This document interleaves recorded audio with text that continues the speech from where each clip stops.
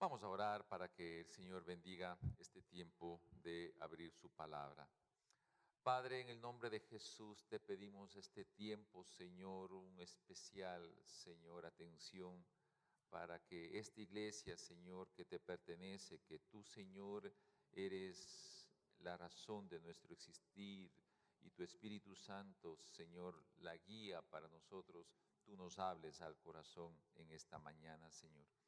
Queremos abrir nuestros ojos espirituales y verte a ti, oh Dios, excelso y sublime, sentado en el trono, y las orlas de tu manto puedan llenar el templo, y por encima de ti los serafines que se desplazan a todos los lugares, expresando y diciendo: Santo, Santo, Santo, eres tú, Señor, Todopoderoso, toda la tierra está llena de tu gloria.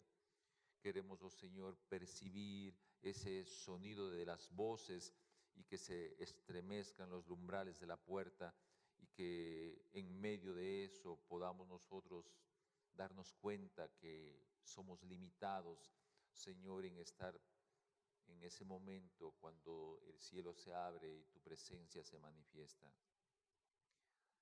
Queremos pedirte como lo pidió, Señor, el profeta Isaías al ver el lugar donde tú moras, oh Señor.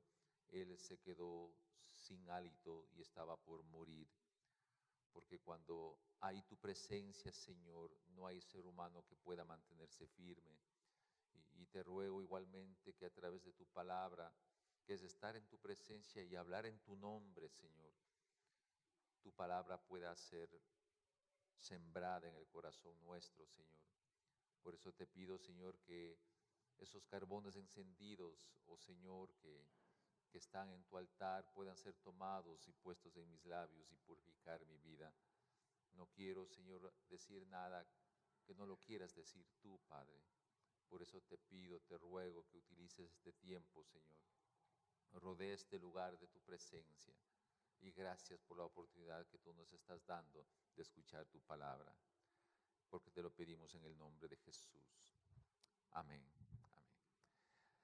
Mis hermanos queridos, un saludo de todo corazón. Hemos estado terminando de ver las cartas pastorales del apóstol Juan, primera de Juan, segunda de Juan, tercera de Juan. Y vi la necesidad de hacer una especie de cierre y presentar la persona del apóstol Juan. Y igualmente presentar en paralelo la persona del apóstol Judas Iscariote y lanzar un desafío de qué significa terminar bien, terminar bien, terminar bien, que es el tema de nuestra prédica, ¿no? Y evaluar realmente en la perspectiva actual cómo nosotros nos encontramos, cómo garantizar de alguna manera si vamos nosotros a terminar bien en nuestra vida. El día viernes estaba regresando de Guayaquil, en una reunión que se tenía allá en la Iglesia Nacional. El avión salió por las 8:30 de la noche y después de los 35 minutos, todas las personas en el avión, muchas dormitaban, por supuesto, cuando el piloto anunció que se estaba aproximando a aterrizar en Quito. Y claro, se sintió que el avión estaba descendiendo y ya se veía las luces por las ventanas, cuando de repente los motores hicieron un sonido muy fuerte y se elevó fuertemente nuevamente hacia arriba. Claro, todo el mundo se despertó, todo el mundo estaba en sustos, ¿no? Y el piloto anunció de que no pudo entrar por el cono de aproximación y que se van a dar las vueltas hasta poder buscar el momento adecuado para poder aterrizar. Entonces, 1 hora estuvimos dando las vueltas alrededor de Quito para poder como aterrizar. Y un señor que estaba en una fila de por allá, le veía yo que estaba sosteniéndose del asiento, ¿no? y cerrado sus ojos, seguramente estaba orando. Yo me puse a pensar realmente, ¿qué pasaría si el avión se va a estrellar? ¿Cuáles serían los pensamientos que se tendría si uno tendría la certeza de que el avión se va a estrellar? ¿Cuántos minutos pasaría o tal vez un minuto o pocos segundos hasta sufrir el impacto. Entonces uno puede tener en la cabeza muchos pensamientos realmente al respecto. En enero del 2009, el Airbus de la línea aérea Airway de los Estados Unidos se levantó en su vuelo común y corriente en Nueva York, y cuando estaba levantándose en su vuelo, una banda de pájaros se enfrentó al avión y muchos de esos pájaros se metieron en la turbina, ¿no? Recuerden ustedes ese episodio que fue muy conocido. Uno de los pasajeros que estaban ahí, que pudo sobrevivir del accidente, ¿no? Le pregunta a la azafata el sonido, eso que pasó, y la azafata cuenta él y dice que dijo, no pasa nada, es normal, pero después de pocos minutos sonó nuevamente otro fuerte sonido y las dos turbinas se incendiaron. Pueden ustedes imaginarse lo que era para los pasajeros. Entonces, y la voz del piloto dijo, prepárense todos para el impacto. Entonces, el avión empezó a caer, por supuesto, a altas velocidades, y la habilidad del piloto hizo que no se vaya contra la zona, la ciudad, sino acuatizó, en vez de aterrizar, acuatizó en el río Hudson, y de los 200 pasajeros se salvaron 155. Entre ellos, este pasajero de nombre Rick Elias, le hicieron después una entrevista, ¿no? Y él dijo lo siguiente, que creo que vale la pena realmente mencionarlo en este tema de cómo debemos nosotros terminar bien. Él menciona y dice, ¿no?, que cuando supo que, cuando dijo el piloto que esperen el impacto, tres pensamientos se le vino a él a la cabeza. El primero de ellos dice que cualquier cosa puede suceder en un instante y cambiar completamente la situación, como en ese rato estaban ellos experimentando. Todo bien, de pronto el avión se estaba yendo al piso. Antes de morir, ¿no?, él percibió y dijo, cualquier cosa puede suceder en un instante. Y es así, y es así. Y cada uno de nosotros puede experimentar una situación así, que de repente cambie la realidad. Por ejemplo, ¿qué puede suceder en Quito si el volcán Cotopaxi hace su estallido? Cuando yo estaba por graduarme de ingeniería hidráulica, mi tesis de grado fue el rediseño de la central hidroeléctrica del Valle de los Chillos, de 1.8 megavatios, y el rediseño me obligaba a ubicarme en esa zona del río Pita y hacer el estudio hidrológico. Para diseñar una central uno tiene que estudiar cuál es el caudal del río. Yo recuerdo muy claramente cuando estaba en esas áreas de estudio, uno tiene que analizar cuál es el caudal de crecida del río, que son en periodos de retorno de 500 años, de 1000 años. Y por supuesto estaba ahí la opción de qué sucedería cuando el volcán Cotopaxi haga su erupción y los deshielos de todo el Nevado se deslicen y vayan por el río Pita, por el río San Pedro. Era una cosa obviamente enorme, ¿no? Y uno puede imaginarse, recuerdo siempre estos estudios, lo que nos puede suceder, y cambiaría la historia de Quito, por supuesto, cambiaría la historia de Quito. En cualquier momento cambia la historia del ser humano, como este hombre Rick Elias mencionó en el momento en que el avión se estaba por estrellar. La segunda característica que él dijo que se le vino a su cabeza es: ¿por qué desperdicié el tiempo durante mi vida por mi orgullo, por mi arrogancia, pudiendo tener buenas relaciones interpersonales con familiares, con amigos?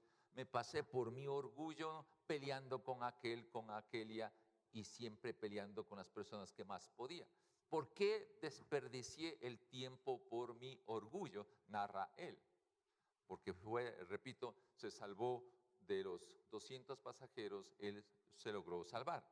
Y la tercera, él menciona y dice que en verdad no hay miedo cuando la muerte viene. El miedo real es porque uno ama la vida, y por ese miedo de salir de la vida realmente se genera ese miedo. Y él termina su relato diciendo que todos nosotros somos pasajeros del avión de la vida, que en cualquier momento se está precipitando a la tierra y vamos a desaparecer. ¿Qué haríamos nosotros en ese tiempo? Y por esta pequeña experiencia vivida y este relato de que vino a mi memoria, entonces yo digo, en el tiempo actual, y le pregunto a usted, ¿cómo estamos nosotros sabiendo que somos parte de ese avión que se está desplazando para estrellarse en la tierra? Porque nuestra vida, si somos sinceros, es relativamente corta, ¿verdad? ¿Cómo está nuestra vida? ¿Terminaremos bien? Por eso este tema, ¿cómo realmente garantizar de terminar bien en nuestra vida? Y la pregunta, por supuesto, es ¿qué es terminar bien? ¿Qué significa terminar bien? Terminar uno en forma saludable y que cuando esté ya ancianito uno cierre los ojos y despierte ya a la otra vida sin dolor. Puede ser una forma de que alguien piense que eso sea terminar bien, o terminar con recursos económicos, con casas, con carros, con títulos, con el ejercicio de una función realmente que sea espectacular y buena. ¿Qué es terminar bien? Es una pregunta muy importante que nosotros deberíamos hacerlo, ¿verdad? Y la pregunta más todavía, usted que me está escuchando, ¿no? ¿Cree usted que va a terminar bien? ¿Cómo garantizar terminar bien? ¿Cómo garantizar terminar bien? Vamos a hacer un paralelismo entre el apóstol Juan, el apóstol que más amaba Jesús, y el apóstol igualmente Judas Iscariote. Vamos a hacer un paralelismo entre los dos y vamos a demostrar por qué Juan terminó bien y por qué Judas terminó mal. Y nos ayude a nosotros a pensar muy bien este tema, que hoy, al pasar los años, uno tiene que analizar. Cuando uno ya está en el otro lado de la curva, ¿verdad? Cuando ya los nietos empiezan a crecer, empieza uno a darse cuenta que ya está al otro lado. Y uno anhela realmente que el Señor le diga, estás por el buen camino y vas a terminar bien. El apóstol Pablo, ya en sus últimos años de ministerio, y todos reconocemos su historia, un hombre que cuando fue tomado por Dios se transformó completamente su vida y la razón de su existir era el evangelio. Él dijo en una de sus epístolas, para mí el vivir es Cristo y morir es ganancia. Entonces para él la muerte era una ganancia y si vivía, vivía para Cristo. Él, al terminar sus años, él dice en 2 de Timoteo 4, del 6 al 8, yo por mi parte ya estoy a punto de ser ofrecido como un sacrificio. Él sabía que su muerte no iba a ser como tranquila. Por su trabajo le iban a cortar la cabeza y sabía que él iba a tener esa experiencia tremenda de ver cómo alguien con alguna espada le corta la cabeza. Él dice, y el tiempo de mi partida ha llegado. Pero luego abre tres elementos que quisiera que, aunque esto lo he dicho varias veces, lo quede en su corazón por el poder del Espíritu Santo. Él dice, he peleado la buena batalla. Mi hermano querido, la vida no es fácil. La vida no es color de rosa, como a veces se pretenden poner. La vida tiene sus propios lugares críticos y difíciles. Hay que pelearle la buena batalla. Y eso es bueno. La vida hay que aprender a enfrentarse con las dificultades que ésta tiene y saberlo pelear. Los jóvenes, es importante que esto aprendan, que no todo a veces quieran de los padres, lo que a los padres a veces con esfuerzo se obtiene alguna cosa, los hijos quieren ya que todo esté ya hechito. Y no es así. La vida hay que presentar realmente batalla. La segunda característica de Pablo dice, he terminado la carrera, he terminado la tarea, he terminado lo que Dios me mandó a hacer. Y creo que es la pregunta más relevante de la historia del ser humano. Saber que uno, si va a morir, llegue a saber que ha terminado la tarea que el Señor le ha dado. Yo he hecho esto varias veces, esta pregunta: ¿cuál es su tarea? ¿Cuál es la tarea que usted cree que Dios le ha dado a usted para hacer en esta tierra? Porque no es correcto pensar que la vida eterna es cuando yo muera. No, eso no es la vida eterna. El libro de Juan, el capítulo 17, él menciona muy claramente, hablando Jesús, él dice: esta es la vida eterna, que te conozcan a ti, al único sabio Dios, y a Jesucristo a quien tú has enviado. La vida eterna, por lo tanto, es conocerle a Dios y conocerle a Jesús. Y en esta tierra, en el lugar donde Dios nos ha puesto, hacer que el reino se extienda y terminar la tarea. Porque en el cielo no hay tarea que cumplir, pues, hijos. No hay tarea que cumplir, todo está ya resuelto. No hay tarea que cumplir. Aquí debemos cumplir la tarea, no allá en el cielo. Por lo tanto, el evangelio no es esperar morirme e irme al cielo. El evangelio es: en este tiempo que usted y yo estamos viviendo, debemos cumplir la tarea. Y la tercera característica dice: he terminado la carrera, me he mantenido en la fe. Me he mantenido en la fe. No es fácil mantenerse en la fe, porque habrá preguntas muy fuertes que nosotros le hagamos a Dios por las circunstancias a veces adversas que la vida tiene. ¿Por qué ocurre tal cosa? ¿Por qué una enfermedad? ¿Por qué perdí mi trabajo? ¿Por qué nuestros hijos se fueron? ¿Por qué un hijo murió o un nieto murió o un familiar o el padre? ¿Por qué la muerte realmente, no? Pero no nos damos cuenta que todos estamos en el Boeing, en el Airbus de la vida, listos para chocarse en cualquier momento de nuestra vida. Y él dijo y se mantuvo muy claro de que se ha mantenido en la fe. Y luego él dice: por lo demás me espera la corona de justicia, que el Señor, el juez justo, me otorgaba en aquel día, y no solamente a mí, sino también a todos los que con amor esperan su venida. Amada iglesia, en 1 Corintios capítulo 3, Pablo dice: yo como perito arquitecto construí el fundamento, el cual es Cristo, y cada uno de ustedes edifique en base a esa cimentación, el cual es Cristo, edifique su vida construyendo con oro, plata o piedras preciosas, o con madera, con heno, con hojarasca. Pero al final, dice el texto, el fuego lo probará. El fuego lo probará. Entonces uno debe tomar una decisión. ¿Qué voy a construir con la vida eterna que el Señor me ha dado? Quiero repetir esto. ¿Qué voy a construir con la vida eterna que el Señor me ha dado? Es un edificio construido con piedras preciosas, en oro, plata, que es complicado construir. Mucho más fácil es construir con madera, con heno, con hojarasca. Pero el fuego al final del tiempo lo hará. Veamos entonces estos dos personajes, apóstoles del Señor Jesús, que el Señor Jesús los llamó, los nombró. Y la pregunta, me imagino que tienen ustedes en este momento es: ¿por qué le fue mal a Judas? ¿O eligió mal Jesús? ¿Se equivocó tanto Jesús que eligió mal a Judas? Y vemos que de los 12 discípulos no todos terminaron bien.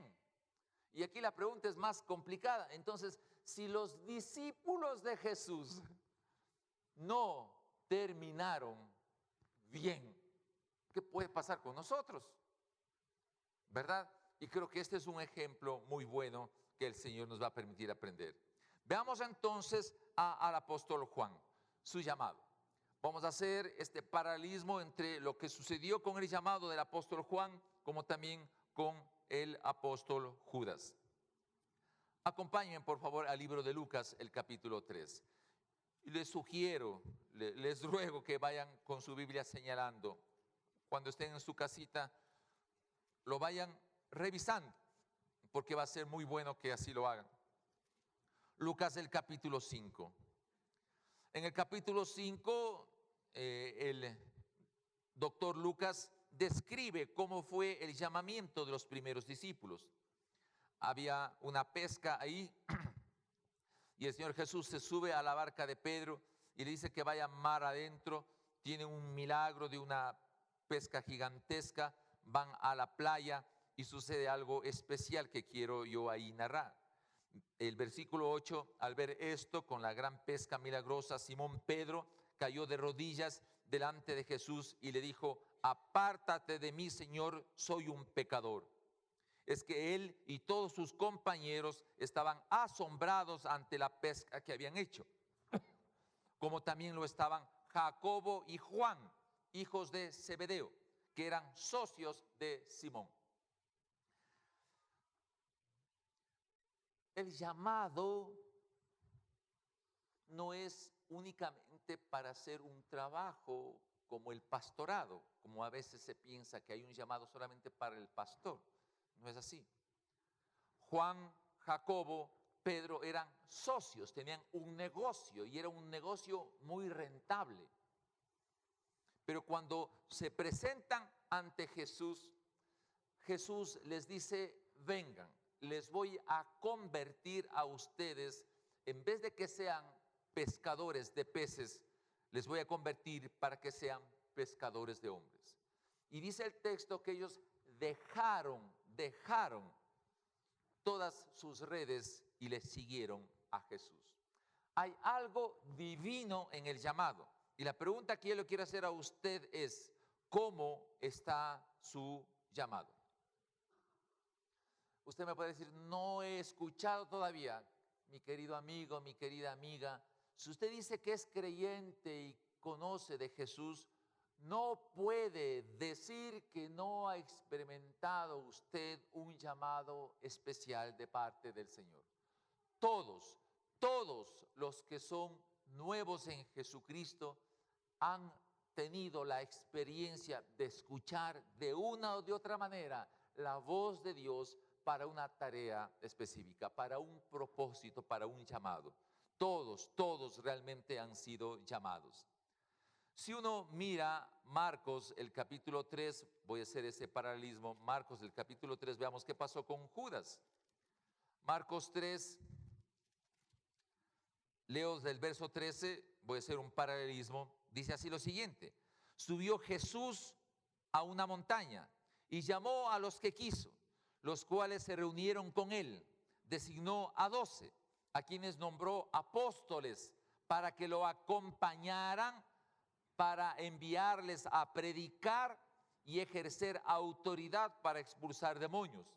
Estos son los 12 que él nombró: Simón, a quien le llamó Pedro; Jacobo y su hermano Juan, hijos de Zebedeo, a quienes llamó Boanerges, que significan hijos del trueno. Ya voy a indicar por qué Jesús les llamó así. Andrés, Felipe, Bartolomé, Mateo, Tomás, Jacobo, hijos de Alfeo, Tadeo, Simón el celote y Judas Iscariote, el que lo traicionó. También, por lo tanto, lo llamó a Judas. Aquí ya hay un principio interesante. Dios, a través del Señor Jesús, le llama al apóstol Juan y le llamó igualmente al apóstol Judas, los dos, para que hagan 3 tareas: que le acompañen a Jesús, que prediquen las buenas noticias del evangelio, y les dio autoridad para liberar a la gente de los demonios. A los dos el mismo llamamiento. Iniciaron bien. El uno terminó bien, el apóstol Juan, y el otro, Judas, terminó mal.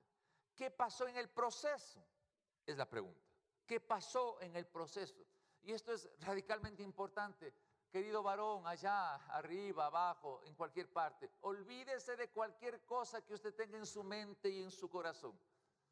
Puede usted ser PhD, puede ser usted lo que sea en el ámbito intelectual.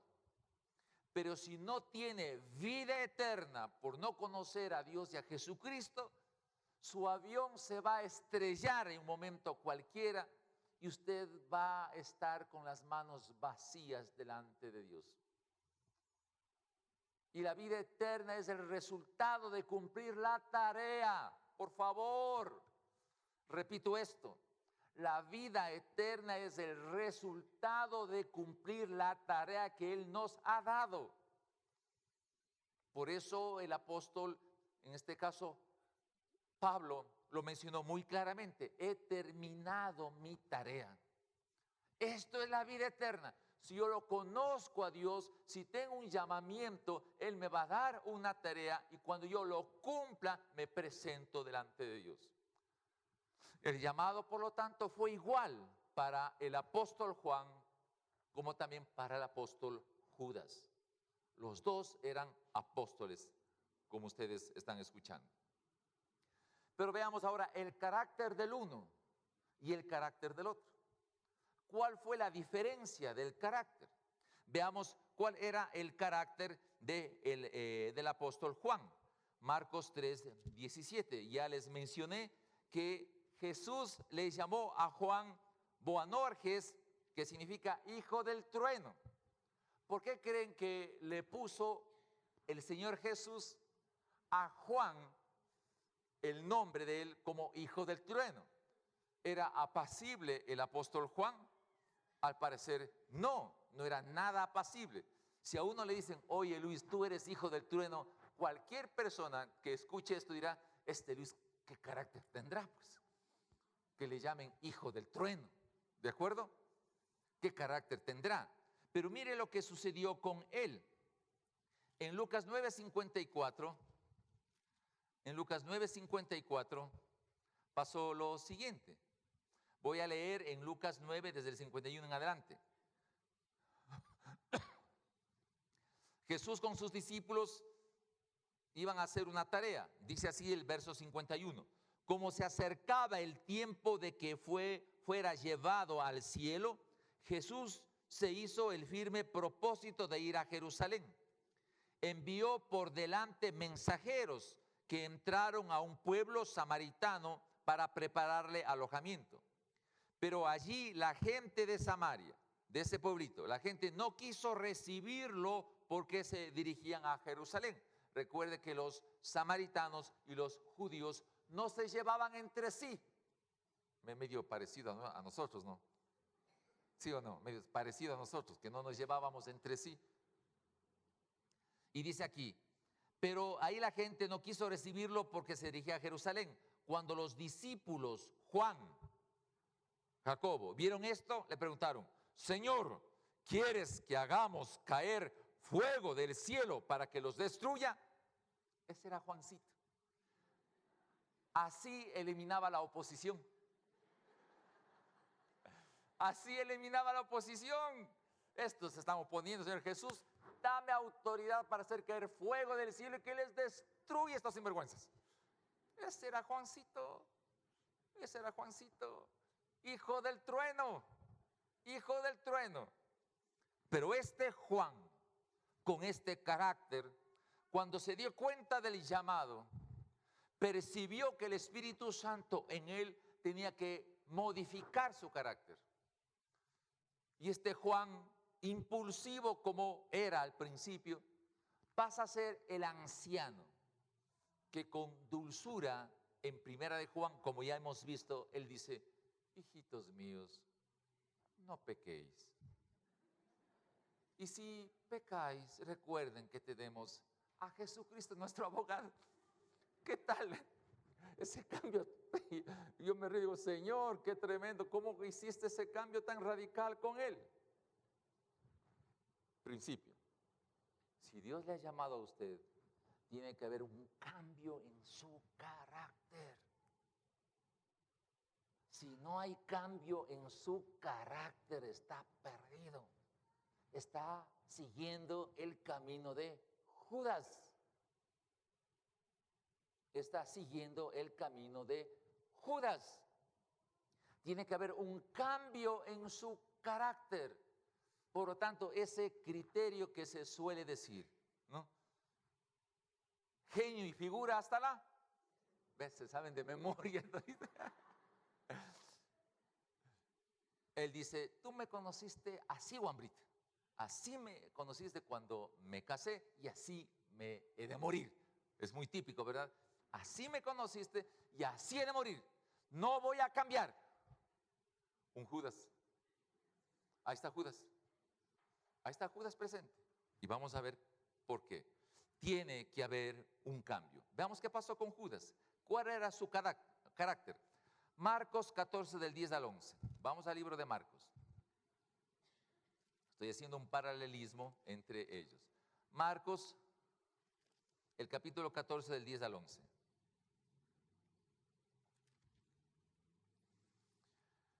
Dice Marcos 14:10, Judas Iscariote, uno de los 12, fue a los jefes de los sacerdotes para entregarles a Jesús.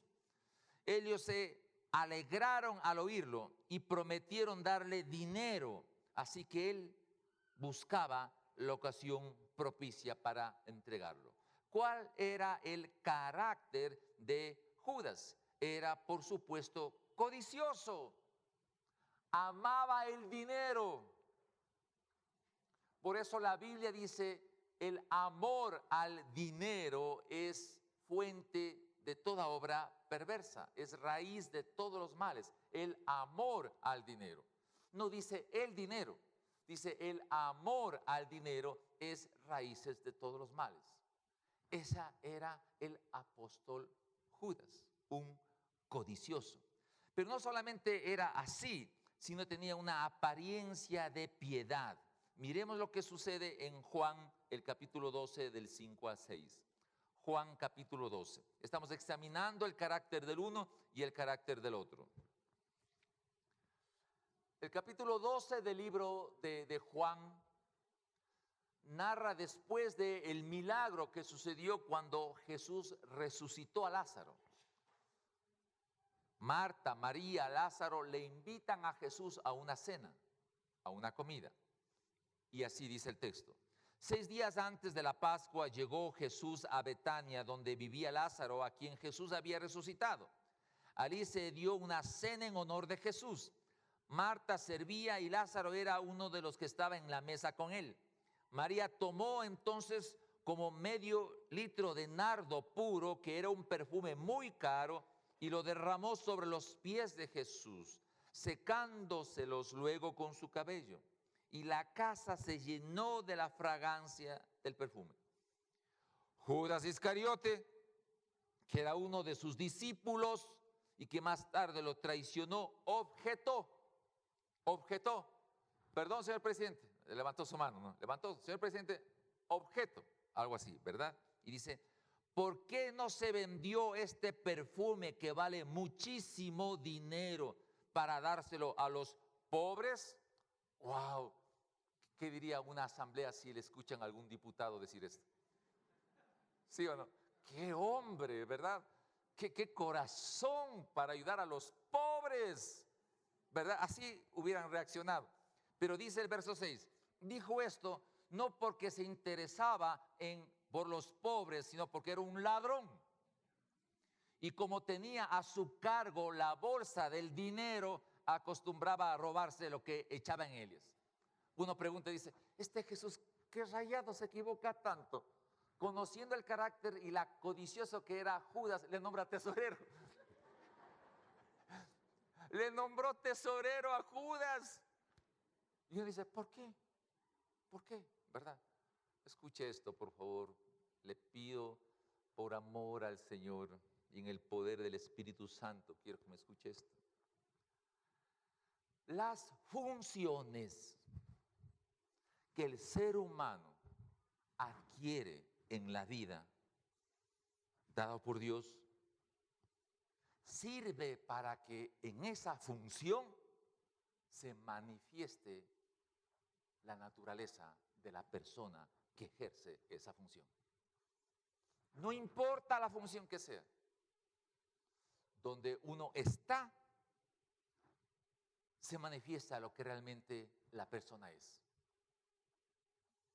Y lo que muchas veces no nos damos cuenta, que los puestos que a veces tenemos deben ser tomados con enorme responsabilidad, porque en ese puesto se va a manifestar lo que realmente la naturaleza, la persona es. ¿Y qué pasó con Judas? Se manifestó su naturaleza. Era un ladrón, era un codicioso, y le puso el Señor de tesorero. Y no era porque tenía misericordia de la gente pobre, no le importaba. Y aquí viene un principio, escúcheme bien. Cuando el carácter no es cambiado por el Espíritu Santo, el ser humano, hombre y mujer, usa un excelente disfraz llamada falsa piedad. Usa un excelente disfraz llamado falsa piedad. Claro, ahí es ante los demás de los otros, Judas, buenazo, pues, ¿no? Estaba preocupado por los pobres. Una falsa piedad. Amado, con todo temor le voy a decir esto. Muchas veces el trabajo que se hace con los necesitados es encubrir una falsa piedad que la gente tiene, porque quiere usar a veces sus recursos por cubrir el dolor de la conciencia que le está aplastando. Amada iglesia, esto es el carácter que tenía este hombre Judas. No solamente eso, mire una cosa impresionante. Vamos a Lucas 22:13. La parte más impresionante es esta. Lucas 22:13. Perdón. Recuerden que se les llamó a los discípulos para hacer tres cosas, ¿se acuerdan? El primero, ¿para qué? Para acompañarles. El segundo, ¿para qué? Para predicar el evangelio. Y el tercero, tener autoridad para liberar de demonios a las personas. Y cuando los discípulos fueron a hacer su trabajo, el Señor Jesús les mandó, regresaron los 12 muy contentos y le dicen a Jesús: Señor Jesús, espectacular nuestro trabajo de evangelización. Fantástico, poderoso, power, le dijeron. ¿Por qué? Porque en el nombre tuyo, Jesús, los demonios les pusimos firmes. Y Jesús, digo mis palabras, ¿no? Y Jesús dice: no se asombren de eso. Yo vi a Satanás bajar, caer desde el cielo hacia el infierno. No se alarmen porque los demonios se sujetan. Lo mejor es que sus nombres deben estar escritos en el libro de la vida. ¡Wow! ¿Se acuerdan cuando Jesús dice: separó a las ovejas y les dicen a las ovejas: vengan al reino celestial que yo les tengo preparado, porque tuve hambre y me disteis de comer, tuve sed y me disteis de beber, estuve enfermo y me fueron a visitar? ¿Y cuándo hicimos eso? Cuando ustedes hicieron a la más pequeña de las personas, conmigo lo hiciste. Y a los otros les dijo: apartaos. Pero nosotros, dicen ellos, en el nombre tuyo expulsamos demonios, hicimos milagros. Y Jesús les dice: apartaos de mí, hacedores de maldad. Qué fuerte, ¿verdad? Miren lo que pasó con Judas. Capítulo 22. Dice: se aproximaba la fiesta de los panes sin levadura, llamada la Pascua. Los jefes de los sacerdotes y los maestros de la ley buscaban algún modo para acabar con Jesús, porque temían al pueblo. Entonces entró Satanás en Judas. Ese Judas que en el nombre de Jesús liberaba demonios a la gente, ese mismo Judas perdió la dirección de su vida y Satanás entró en él. Pero era un apóstol. Y Satanás entró en él. Y se endureció su corazón. Vamos al libro de Juan, capítulo 13. Se endureció su corazón.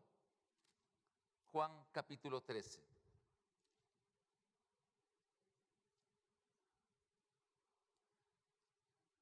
De los versículos 26 en adelante. Estaba en la Santa Cena.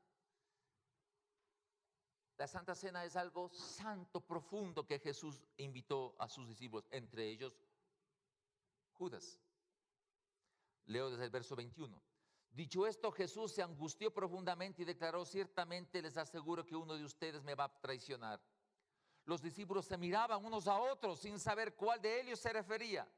Uno de ellos, el discípulo a quien Jesús amaba, Juan, el apóstol Juan, que estaba a su lado. Simón Pedro le hizo señas a ese discípulo y le dijo: pregúntale a quién se refiere. El Señor, le dijo Juan. ¿Quién es?, preguntó él, reclinándose sobre Jesús. Verso 26, aquel a quien yo le dé este pedazo de pan que voy a mojar en el plato, le contestó Jesús. Acto seguido mojó el pedazo de pan y se le dio a Judas Iscariote, hijo de Simón. Tan pronto como Judas tomó el pan, Satanás entró en él. Qué tremendo. Esa falsa piedad le hizo a Judas Iscariote no tener temor de lo que significaba todo el plan de redención. Por eso Pablo, en el capítulo 11 del libro de Corintios, él dice: debemos tomar la cena dignamente. Porque el que no toma la cena dignamente come y bebe para sí. Por eso algunos de ellos están enfermos y otros muertos. Ese carácter de Judas, que se mantuvo en su forma de ser, de un corazón dañado. Pero hay una cosa más todavía. Vamos a Mateo, capítulo 27. El libro de Mateo, capítulo 27. Mire lo que sucede para analizar el carácter de este hombre especial. Capítulo 27, dice: muy de mañana todos los jefes de los sacerdotes y de los ancianos del pueblo tomaron la decisión de condenar a muerte a Jesús. Lo ataron, se lo llevaron y se lo entregaron a Pilatos y al gobernador.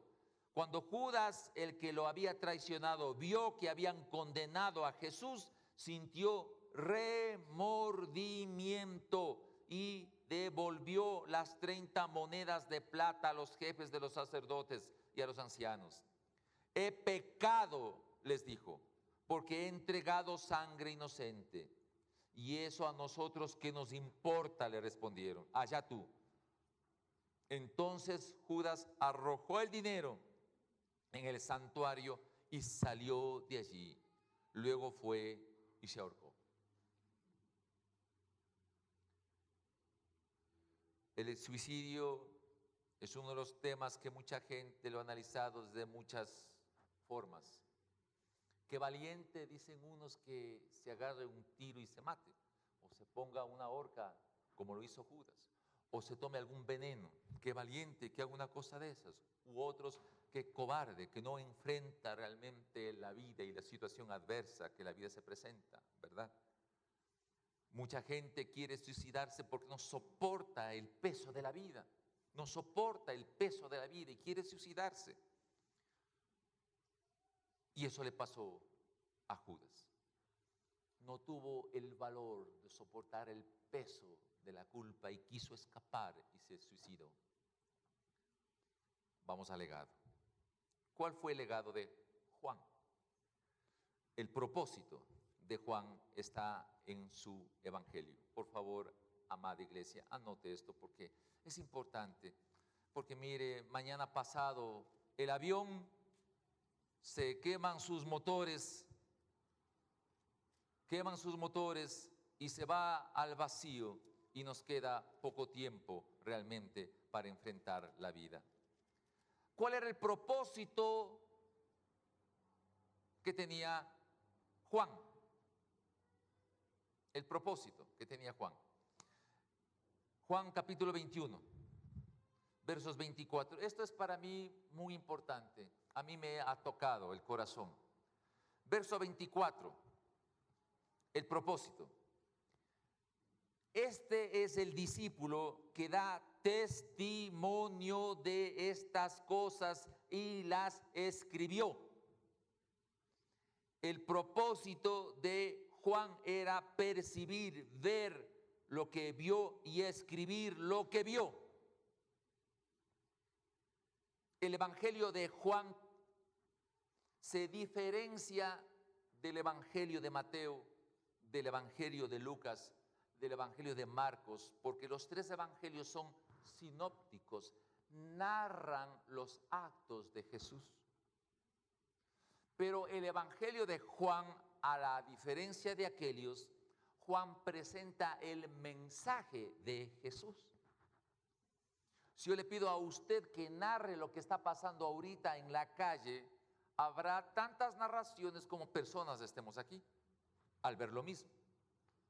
Pero muy diferente es que se analice el mensaje que da una persona y que sea textual y puro.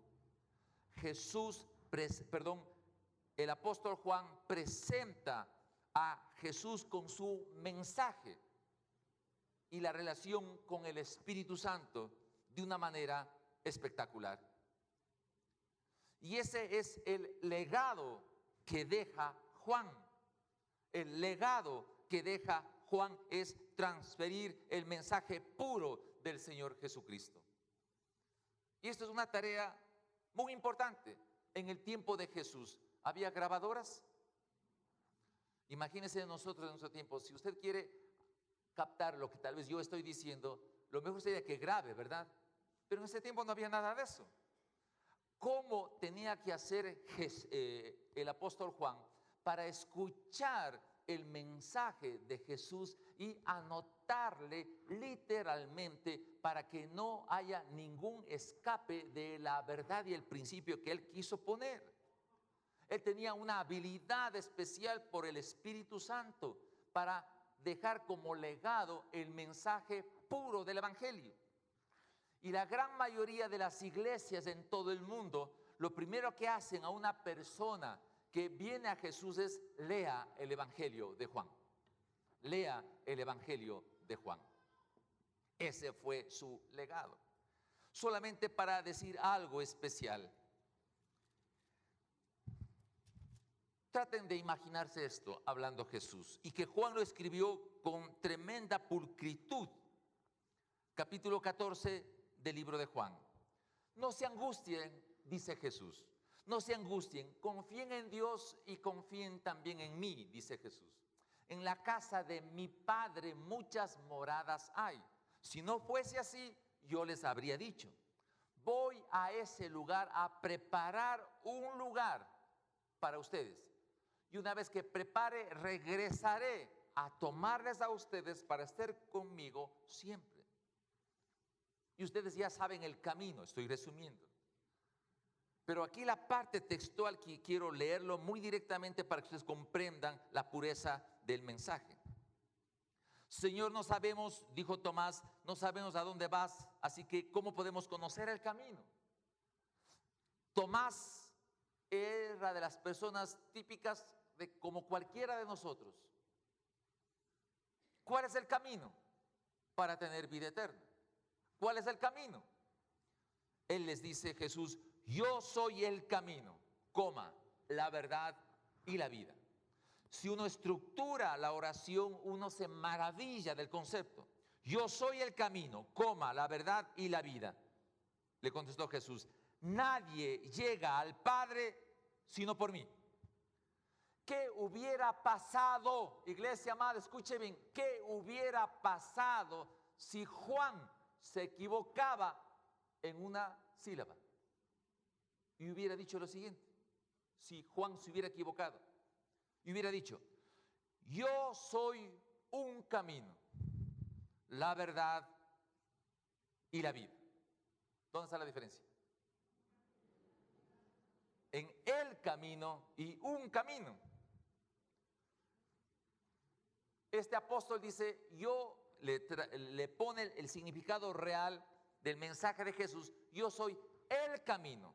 Jesús no es un camino, es el camino, la verdad y la vida. Cuando uno encuentra el camino, encuentra la verdad.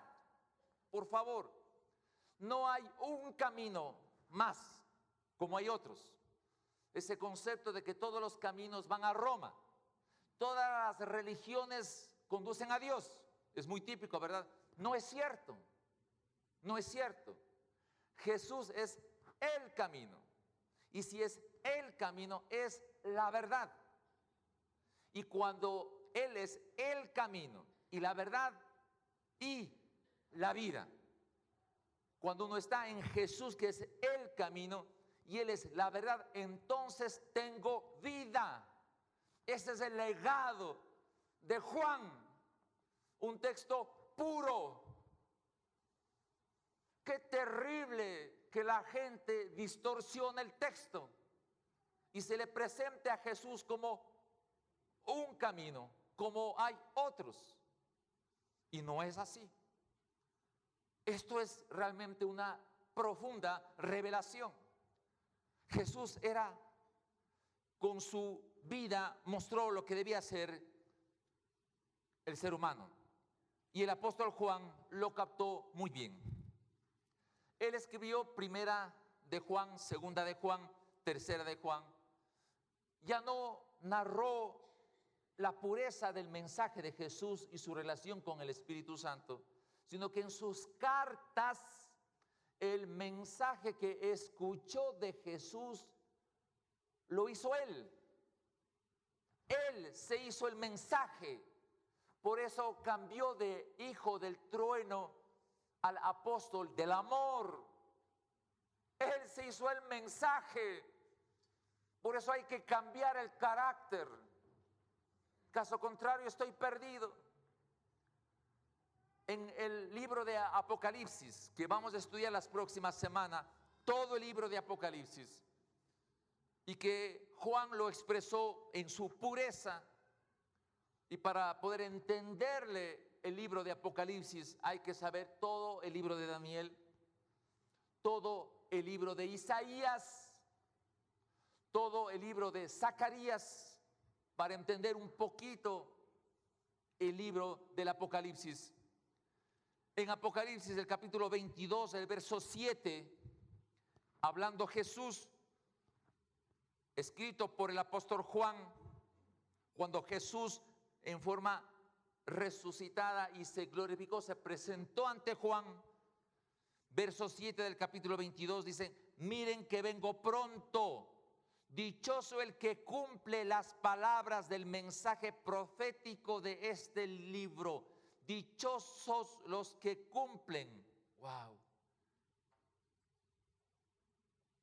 Yo creo, mi hermano querido, que estamos en un gran dilema. El avión de la vida, el Airbus de la vida, se quemaron los motores.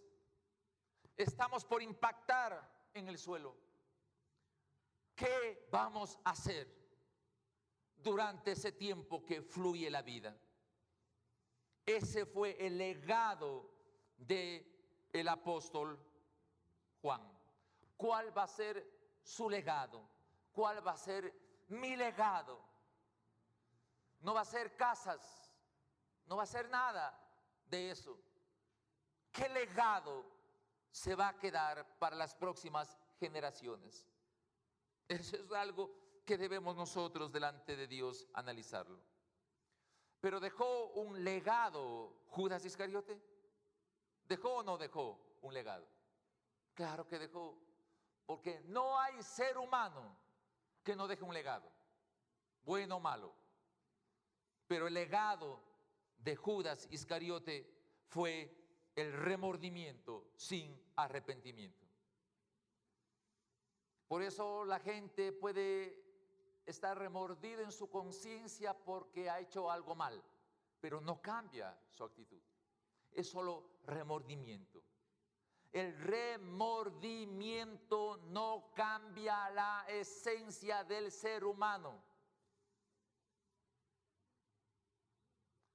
es solamente revestirse de otra piel sin cambiar su esencia, como hace la oruga, que cada cierto tiempo cambia de piel, pero sigue siendo oruga, hasta cuando llega realmente la metamorfosis y se cambia de oruga a mariposa, porque cambia la esencia de su naturaleza. Sin cambio de esencia de la naturaleza, nuestro fin en el avión que se va a estrellar es la triste realidad de una muerte eterna, de una segunda muerte, como dice la Escritura.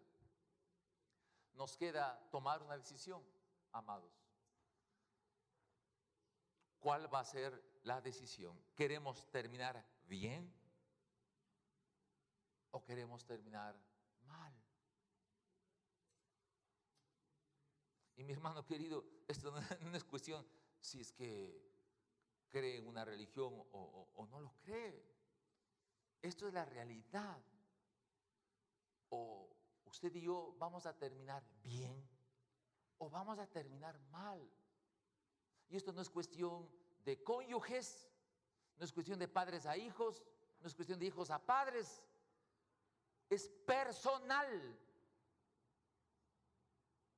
Es personal. Cuando Jesús habla de la venida de los últimos tiempos, dice, 2 estarán en el campo, 1 será tomado y el otro será dejado.